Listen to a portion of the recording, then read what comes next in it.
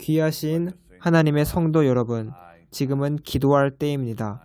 저는 오늘 여러분과 마음과 마음을 맞대고 1대1로 이렇게 이야기하고 싶습니다. 저의 놀라운 가족과 동역자가 되어주셔서 감사드립니다. 저는 오늘 기도에 대해 여러분들과 함께 나누고 싶습니다. 그리고 저는 여러분들이 이 점에 대해 알 것이라고 생각하긴 하지만 기도에 대해 다시 상기시켜 드리는 것은 매우 중요합니다. 우리가 오늘날 깨닫는 것보다 더 기도해야 할 필요가 있습니다. 오늘 하나님께서는 제 메시지를 사용하셔서 여러분들 속에 있는 기도에 대한 불을 일으키셨으면 좋겠습니다. 저를 포함해서 여러분 모두에게 하나님이 기도의 불을 일으키시기를 기도합니다. 제가 여러분들에게 말하고 싶은 것이 있습니다. 제가 여러분들에게 하나님의 말씀을 전하는 것은 단순히 여러분들을 위한 것이 아니라 저를 위한 것이기도 합니다. 여러분들이 이 말씀을 필요로 하는 것처럼 저도 하나님의 말씀을 듣는 것이 필요로 합니다. 오늘날 우리는 기도의 능력에 대해 정확히 이해해야 합니다. 여러분, 저는 제 자신에게도 이 기도의 중요성에 대해 계속 상기시킬 필요가 있습니다. 왜냐하면 우리의 육체는 우리와 싸우기 때문입니다. 우리의 제일 큰 원수는 우리의 육체입니다. 하나님이 우리에게 말씀하실 때, 그분의 말씀으로 우리에게 말씀하실 때 우리가 순종한다면 거기에는 능력이 있습니다. 오늘날 우리는 전쟁의 소식을 듣고 있는데 우리가 전에 들어보지 못한 것입니다. 예를 들어 지금 유럽에서는 전쟁이 일어나고 있고 점점 더 그 전쟁은 위험해져 가고 있습니다. 아무도 올해 무슨 일이 일어날지 아무도 모릅니다. 또 제 고향인 중동에서도 소란과 큰 소동이 일어나고 있습니다. 지금 이스라엘은 많이 분열되어 있고 누군가는 시민 전쟁이 일어날 수 있다고 말합니다. 저는 사실 그 말을 믿고 싶진 않습니다. 하지만 솔직히 우리는 오늘날 이러한 문제점들과 어려움을 보고 있습니다. 제가 살고 있는 나라나 여러분이 살고 있는 나라에도 전 세계 곳곳에 아주 많은 어려움이 있을 것입니다. 여러분들이 모르실 수 있지만 여러분들은 능력을 가지고 있습니다. 캐서린 쿨만은 그가 돌아가시기 전에 어떤 한 질문을 받았습니다. 그 질문은 이것이었습니다. 만약 당신이 하나의 조언을 가지고 있다면 교회에게 드릴 그 조언은 무엇입니까? 그녀가 말하기를 어떤 나라도 그 나라의 영적인 힘보다 강하지 않습니다. 이렇게 말했습니다. 아주 강력한 말입니다. 이 지구상에 있는 어떤 나라도 그 나라의 영적인 힘보다 강하지 않는데 그 말은 교회만이 능력을 가지고 있다는 뜻입니다. 주님께서는 우리에게 원수의 모든 능력을 제어할 권세를 주었다고 하셨습니다. 너희에게 뱀과 잔과를 밟으며 원수의 모든 능력을 제어할 권세를 주었으니 너희를 해칠 자가 결단코 없으리라. 그리고 기도의 능력은 우리의 특권입니다. 우리를 위해 주어진 것입니다. 우리는 변화를 보기 위해 이 기도의 능력을 사용할 수 있습니다. 기도하겠습니다. 주 예수님, 당신에게 우리는 찬양을 드립니다. 주님의 선하심과 주님의 말씀과 약속에 대해 찬양을 드립니다. 저의 말씀을 사용하여 이 말씀을 듣는 모든 사람들의 마음과 삶을 만져주옵소서. 우리 안에 있는 불을 다시 일으켜 주시고 아주 강력한 방법으로 만져주옵소서. 예수님의 이름으로 기도합니다. 아멘. 저는 아주 오랫동안 그리스도인이었습니다. 51년 정도가 되었습니다. 주님께서는 저에게 아주 자주 이렇게 말씀하셨습니다. 베니야, 약해지지 마라. 기도를 계속하고 문제가 일어났을 때 더 기도해라. 이것이 바로 우리의 생명입니다. 예를 들어 이사야서 59장 15절을 보면 하나님께서는 한 사람도 기도하지 않는 것을 보고 놀라시고 궁금해하셨습니다. 그 당시 이스라엘에 사는 사람들은 아무도 기도하기를 원하지 않았습니다.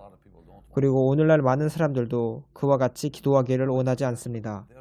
이사야서 59장 16절에 보면 사람이 없음을 보시며 중재자 없음을 이상히 여기셨으므로 자기 팔로 스스로 구원을 베푸시며 자기의 의를 스스로 의지하사.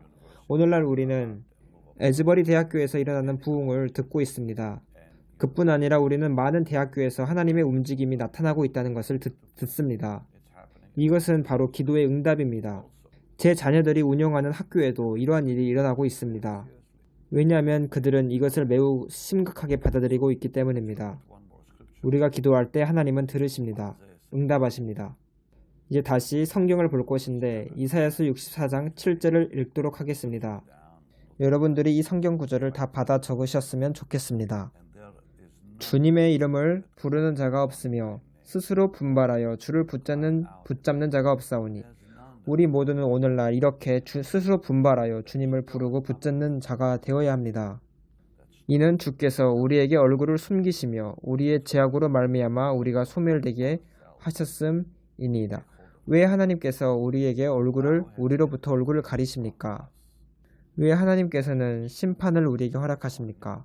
왜냐하면 사람들이 기도를 하지 않고 죄가 그들을 잡아버리기 때문입니다.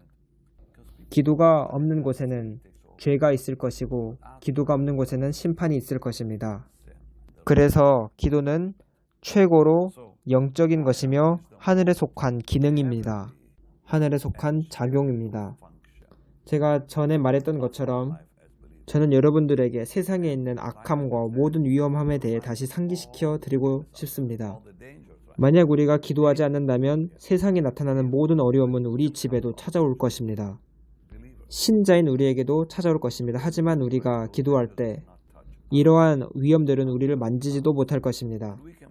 그리고 우리는 기도를 통해 그것들을 우리 국가 밖으로 몰아낼 수 있습니다. 우리가 믿는 자로서 가지는 이게 바로 엄청난 능력입니다.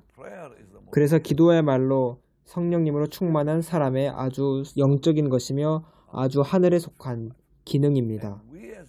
우리는 믿는 사람으로서 이것을 이해해야 합니다. 예수님은 우리의 생명이십니다. 하지만 그 예수님의 생명은 우리가 기도 중에 우리의 항복을 통해 우리에게 불어오고 스며들어집니다. 만약 여러분들이 예수님은 나의 생명이시다.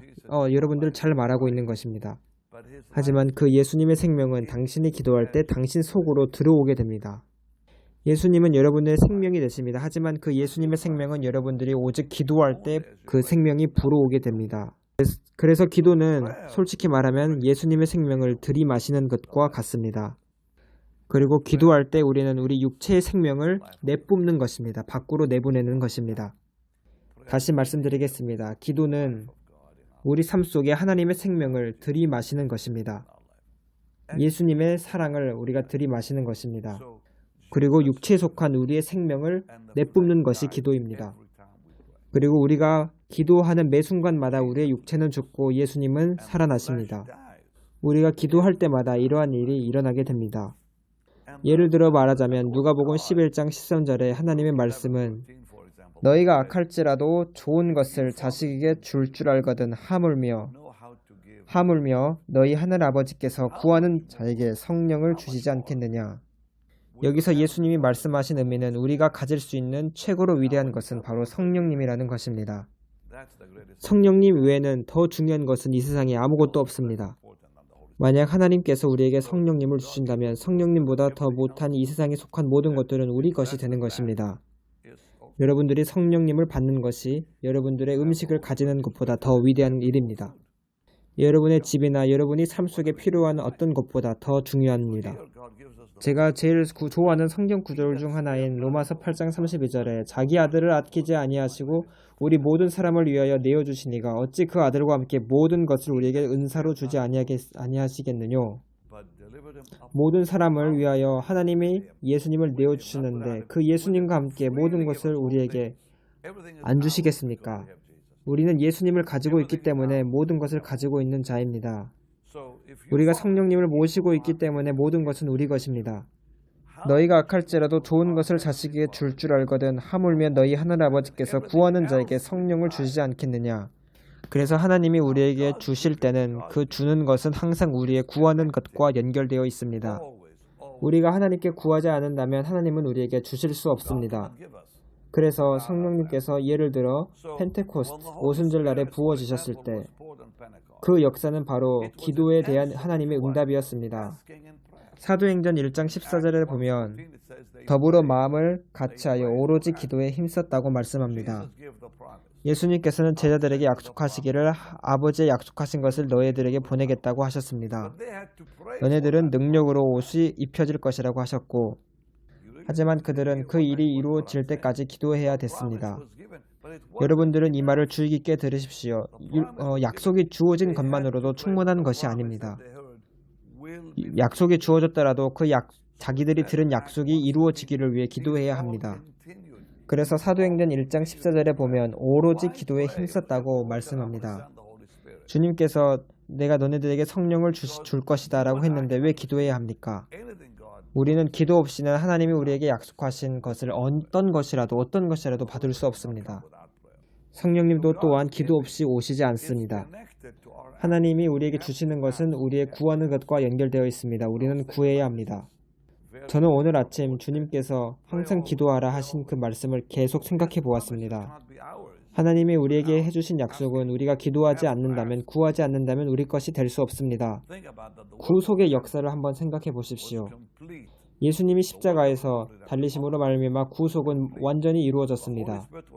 그리고 성령님도 또한 약속되어졌습니다. 하지만 그것이 충분치 않았습니다. 하지만 그들은 그 약속이 성취되는 것을 보기 위해 기도했어야만 했습니다. 그들의 삶 속에서 예수님이 이루신 그 구속의 실제를 보기 위해서 그들은 기도해야 했습니다. 예수님께서 십자가에 달려 죽으심으로 말미암아 구속의 역사는 이미 성취되었습니다. 예수님은 부활하셨고 성령님께서 오실 것이라고 약속하셨습니다. 하지만 기도 없이는 제자들은 그것을 성취되는 것을 볼 수 없었습니다. 그들이 기도하지 않는다면 성령님께서 그들의 삶 속에서 행하실 일에 대해 그들은 받아들이지 못했을 것입니다. 왜냐하면 성령님만이 그 예수님의 십자가의 구속의 역사를 우리 삶 속에서 실제가 되게 하는 분이시기 때문입니다. 그래서 그들은 기도해야 했습니다. 그들은 열렬하게 기도했고 끊임없이 기도했고 그러한 기도가 성령님이 그들에게 임하시게끔 했습니다. 그 기도를 통해 구속의 역사가 그들에게 성취되었습니다. 사도행전 1장 14절에 보면 오로지 기도에 힘썼다라고 했습니다. 그것은 아주 강렬한 기도를 의미합니다. 그들은 이러한 기도가 얼마나 중요한지 알고 있었습니다. 예를 들어 사도행전 4장을 보면 24절에 그들이 듣고 한 마음으로 하나님께 소리를 높여 이르되 대주제여 천지와 바다와 그 가운데 만물을 지으신 이시요. 이러한 기도는 아주 위대한 능력을 낳습니다. 오늘날 저와 여러분의 삶 속에서 이러한 기도의 능력이 필요합니다. 그리고 사도행전 6장에 보면 사도들은 가난한 자들에게 사역하기 전에 먼저 기도를 했습니다. 가난한 자를 돕는 것도 중요하지만 더 중요한 것은 기도입니다. 사도들은 가난한 자를 돌보는 것도 중요하지만 우리는 오로지 기도하는 일과 말씀 사역에 힘쓰리라 이렇게 말했습니다. 그리고 사도들은 이제 7명의 집사를 찾습니다. 그들에게 그 일을 맡깁니다. 하지만 사도들은 하나님께서 그들이 하라고 부르신 그 사명으로부터 멀리 떨어질 수는 없었습니다. 기도하고 말씀을 공부하는 것입니다. 야고보서 1장 27절에 보면 하나님께서는 하나님 앞에 정결하고 더러움이 없는 경건은 고아와 가부를 그 환난 중에 돌보는 것이라 했습니다. 물론 이것은 중요하고 사실입니다. 하지만 더 중요한 것이 있습니다. 그건 바로 기도하는 것입니다. 사도들은 사도행전 6장에 보면 그들이 가난한 자들에게 사역하기 전에 기도하는 것을 먼저 결정했습니다. 네, 좋습니다. 그러면 이제 왜 구원이 이방인들에게 주어졌는지 한번 그 점에 대해 이야기해 보겠습니다. 바로 기도하는 자 때문이었습니다. 바로 고넬료는 기도하는 자였습니다. 고넬료의 기도는 구원을 자기 집안에 이끌어 드렸습니다. 그뿐 아니라 이방에 그 구원을 이끌어 드렸습니다. 제가 말씀한 것을 한번 생각해 보세요. 기도의 한 사람, 그는 로마인이었고 그는 기도를 정말로 믿었습니다. 심지어 그는 그때 구원받지 않은 상태였습니다. 그는 아직 구원받지 못한 상태였지만 기도의 능력을 이해했습니다. 그는 강렬하고 열렬하게 기도했습니다. 성경은 그가 매일 기도했다고 말합니다. 그는 그 당시에 이방인이었고 거듭난 그리스도인이 아니었습니다. 하지만 그때 그는 아주 강렬하게 기도했습니다. 그 결과 성령이 그에게 임하셨고 성령님께서는 그의 친구들과 이웃들과 가족들에게 그가 데려온 모든 사람에게도 임하셨습니다. 이 사람이 기도한 것이 어떤 기도였는지 생각해 보십시오. 이 한 사람의 기도를 통해 하나님께서는 베드로에게 환상을 보여주셨습니다. 그 환상이 없었더라면 베드로는 믿을 수 없었을 것입니다. 그 당시 유대인들의 사고방식은 이방인들과 어울리거나 그들에게 이야기하거나 이방인들의 집에 들어가는 것을 원하지 않았습니다. 그냥 그 사람들은 그렇게 하면 안 되는 줄 알았습니다. 그리고 이 사상은 베드로의 생각 속에서도 아주 굳건했습니다. 분명히 예수님께서는 승천하시기 전에 모든 민족을 제자로 삼으라 하셨지만 이 말씀은 그들의 마음에, 그들의 머리에 들어오지 않았습니다. 예수님께서는 그 당시 단순히 유대인만 의미하신 것이 아니라 전 세계 사람들을 의미하신 것이었습니다. 예수님께서는 너희는 가서 모든 민족을 제자로 삼으라고 하셨지만 사도들은 오직 유대인들만 그 말씀을 받아들일 것이라고 생각했던 것입니다. 그래서 하나님께서는 베드로에게 환상을 보여주실 필요가 있으셨습니다. 베드로는 그 환상을 보면서도 전 아니에요. 저는 이런 것들, 부정한 것들 만진 적이 없어요. 하나님께서는 하지만 내가 깨끗하게 한 것을 더럽다고 말하지 말라고 하셨습니다. 그들은 구약 성경을 잘 알고 있었고 잘 읽었음에도 불구하고 구원의 약속이 이방인들에게도 주어진 것임을 이해하지 못했습니다. 기도의 한 사람 고넬리오를 통해 유대인들의 생각이 변화되고 전 세계에 복음이 전파되는 계기가 되었습니다. 하나님께서는 베드로에게 가서 복음을 전하고 아무런 의심을 품지 말라고 하셨습니다. 그래서 성령님께서는 베드로를 가이사랴에서 고넬료로 보내셨습니다. 그것은 매우 긴 여정이었습니다. 오늘날에도 차로 30분은 좋게 걸립니다. 그는 걸어갔고 마침내 그곳에 도착했습니다. 그는 내가 왜 여기에 있는지 베드로는 궁금했습니다. 그래서 고넬료는 천사가 방문에 있었음을 말하고 여기서 베드로가 해야 될 일을 말해 주었습니다. 그리고 이 한 사람의 기도를 통해 전 세계가 변화되었습니다. 이것이 바로 제가 여러분들에게 지금 말하고 있는 기도의 능력입니다. 이제 사도행전 12장을 생각해 보십시다. 헤롯은 야고보를 죽였는데 이것은 교회를 멈추려 하는 사탄의 계획이었습니다. 그래서 사탄은 헤롯을 이용해 교회의 리더들을 죽이려 했습니다. 그래서 야고보가 죽게 된 것입니다. 그러자 교회는 이제 깨어났습니다. 헤롯아, 너는 이제 베드로는 죽일 수 없다. 왜냐하면 헤롯은 베드로를 잡아서 감옥에 가두었고 부활절이 지나기를 기다리고 있었습니다. 그 후에 그는 베드로를 데려와 죽일 예정이었습니다. 성도들은 사도행전 12장에 보면 계속 기도했고 기도하는 것을 멈추지 않았습니다. 밤낮 아주 많이 기도했습니다. 하지만 천사가 베드로를 풀어줬을 때도 그들은 그 기도에 했던 내용을 믿지 않았습니다. 그들은 그렇게 열심히 기도했는데도 베드로가 문을 두드리자 베드로임을 믿지 않았습니다. 한번 생각해 보십시오. 이것을 이해해야 될 때입니다. 우리가 기도를 하면서 의심을 해도 그 기도의 응답은 나타나게 될 것입니다. 그들은 열심히 기도했는데 의심하면서 기도했습니다. 하지만 베드로는 나왔습니다. 성도들이 이해한 것은 바로 이 점입니다. 하나님이 그들의 기도를 들으신다는 것을 이해했습니다. 그들은 쉽게 확신하지 못했지만 하나님께서는 그 일을 아주 빠르고 강력하게 행하셨습니다. 그들이 기도했기 때문에 베드로는 풀려날 수 있었습니다. 왜 헤롯이 야고보를 죽였습니까? 아무도 기도하지 않았습니다. 모든 것이 괜찮다고 성도들은 여겼습니다. 지금 오늘날 일어나고 있는 상황은 어떻습니까? 우리는 정말로 기도해야 할 최고의 때입니다. 우리가 기도하지 않는다면 핵전쟁이 일어날 수도 있습니다. 우리는 아주 끔찍한 전쟁을 유럽에서 일어나는 것을 보게 될 수도 있습니다. 만약에 그러한 전쟁이 일어난다면 더 이상 세계는 과거에 존재했던 것과 같이 존재하지 않을 것입니다. 저는 여러분들에게 겁주고 싶진 않지만 만약 핵전쟁이 일어난다면 유럽에서 수백만이 죽을 것입니다. 수백만이 죽을 것입니다. 우리는 핵전쟁을 받아들일 수 없습니다. 아무도 핵전쟁을 원하지 않습니다. 수백만의 사람이 죽기 때문입니다. 지금 터키와 시리아에서 일어난 하나의 지진을 생각해 보세요. 그 한 지진으로 인해 5만 명이 넘는 사람이 죽었습니다. 그럼 핵전쟁은 얼마나 더 심하겠습니까? 우리는 그것을 기도로 멈출 수 있습니다. 우리는 교회입니다. 제가 기도하기에는 제 이 말을 통해 누군가가 이것을 분명히 이해했으면 좋겠습니다. 우리 중 두 사람이 함께 합심해서 기도하면 그 기도는 나타날 것입니다.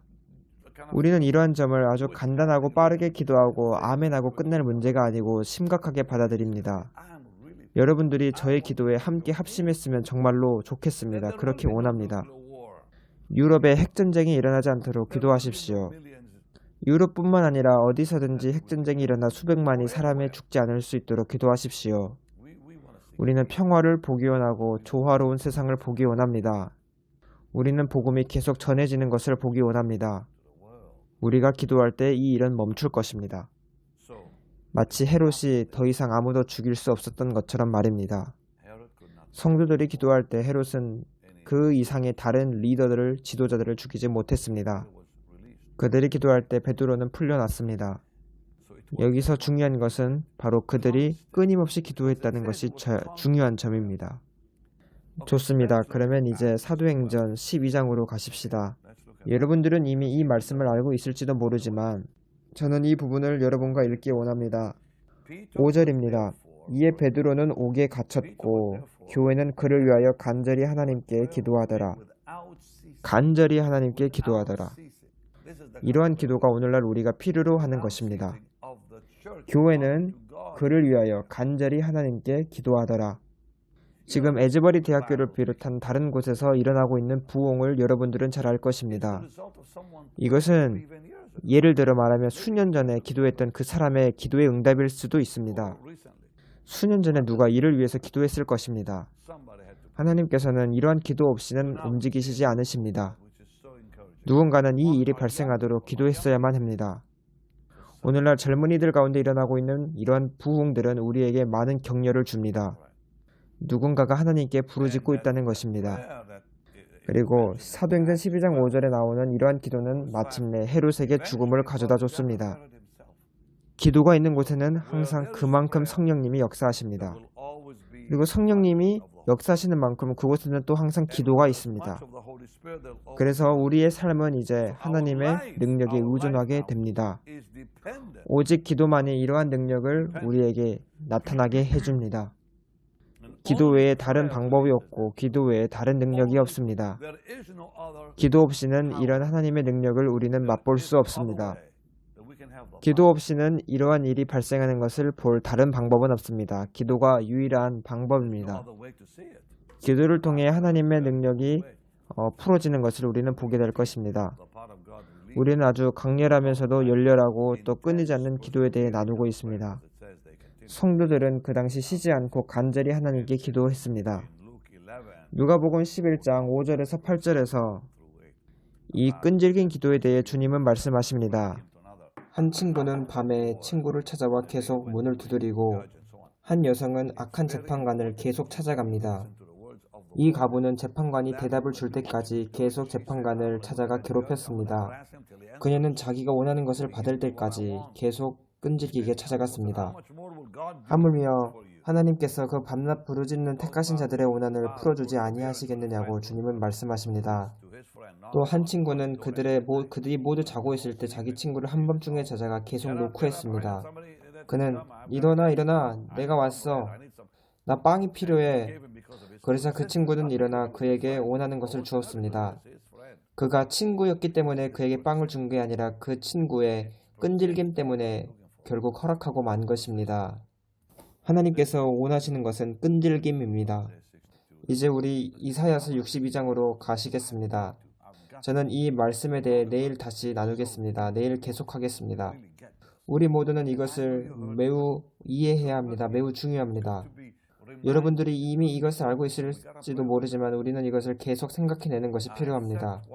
이사야 62장 6절 7절입니다. 예루살렘이여 내가 너의 성벽 위에 파수꾼을 세우고 그들로 하여금 주야로 계속 잠잠하지 않게 하였느니라. 너희 여호와로 기억하시게 하는 자들아 너희는 쉬지 말며 또 여호와께서 예루살렘을 세워 세상에서 찬송을 받게 하시기까지 그로 쉬지 못하시게 하라. 주님, 우리는 주님에게 어떤 쉼도 주지 않을 것입니다. 저에게 응답해 주십시오. 하나님은 이런 기도를 좋아하십니다. 제가 수년 전에 캐나다에 있을 때 제 친구와 이런 기도를 차 안에서 했습니다. 주님께서 우리들을 사용하시기 전까지 저는 주님께 쉼을 드리지 않을 것입니다. 그러자 하나님께서는 제 친구를 캐나다에서 사용하시기 시작하셨습니다. 이로 인해 하나님께서는 그 친구를 통해 토론토 축복이라는 것을 주었습니다. 토론토 블레싱. 아무도 그 당시 우리들의 이름을 몰랐을 때 저는 그 친구와 함께 캐나다에서 그렇게 기도했습니다. 우리는 주님이 우리를 사용하시기 전까지 쉬지 못하시게 한다고 기도했습니다. 예수님 감사합니다. 하늘의 생명의 능력, 하나님 자신의 능력, 하나님의 무한하신 전능한 능력, 저와 여러분에게 풀어지기를 그 능력들은 기다리고 있습니다. 하지만 그 능력은 우리가 기도할 때 그렇게 풀어집니다. 의인의 간구는 역사하는 힘이 큼이라고 주님은 말씀합니다. 그래서 지금이야말로 기도해야 할 최고의 때입니다. 지금이 우리가 기도해야 할 바로 적시입니다. 적시입니다. 좋습니다. 이제 기도하도록 하겠습니다. 주님 감사합니다. 주님께서 지금 이 방송을 보고 있는 사람들이 기도의 도구가 되게 하여 주옵소서. 기도의 그릇이 되게 하여 주옵소서. 우리 속사람의 기도의 불을 넣어 주옵소서. 저와 이 방송을 듣는 사람들의 마음에 불을 넣어 강렬한 불을 넣어 주옵소서. 우리에게 기도를 향한 뜨거운 불을 넣어 주셔서 우리가 이 기도의 중요성을 잊지 않게 하여 주옵소서. 초대 교회와 같이 기도하게 하여 주옵소서. 우리는 그것을 다시 허락하지 않을 것입니다. 우리는 계속 기도할 것입니다. 주님께 모든 영광과 찬양을 드립니다. 예수님의 이름으로 기도합니다. 아멘. 제가 내일 이 가르침에 대해 계속 지속할 건데 여러분들에게 해야 될 말이 많습니다. 저는 내일은 합심 기도의 능력에 대해 나눌 것입니다. 우리가 합심으로 기도할 때 일어나지 않았던 일이 반드시 일어나게 될 것입니다. 이제 주님께 헌금을 드릴 시간입니다. 지금 때가 점점 사라져가고 있습니다. 시간이 점점 지나가고 있습니다. 우리는 하나님의 말씀을 알려야 합니다. 저는 거의 여러분과 항상 함께 있습니다. 여러분들과 함께 유튜브나 인스타그램으로 함께하고 있습니다. 제가 이렇게 하는 이유는 이때가 마지막 때 중에서도 마지막 때이기 때문임을 압니다. 제가 여러분에게 이 말씀을 계속 전파하는 이유는 여러분을 강하게 하기 위해서입니다. 여러분들을 축복하고 여러분들의 손을 위로 올리기 위함입니다. 아론과 훌이 모세의 손을 올렸던 것처럼 여러분들의 손을 올려드리기 위해서입니다. 그리고 이제 여러분들이 저의 손을 올려주실 차례입니다. 하나님께서 저에게 힘을 주시는 한 제가 이렇게 매일 말씀을 전하는 것을 지속하고 싶습니다. 지금 저에게 여행 가자고 하는 사람들이 너무 많습니다. 여행의 문이 활짝 열려 있습니다. 그것들 중에 일부는 받아들이지만 제가 그 모든 초대를 받아들이지는 않습니다. 왜냐하면 저는 여러분과 이렇게 1대1로 말씀을 전하는 것을 놓치고 싶지 않기 때문입니다.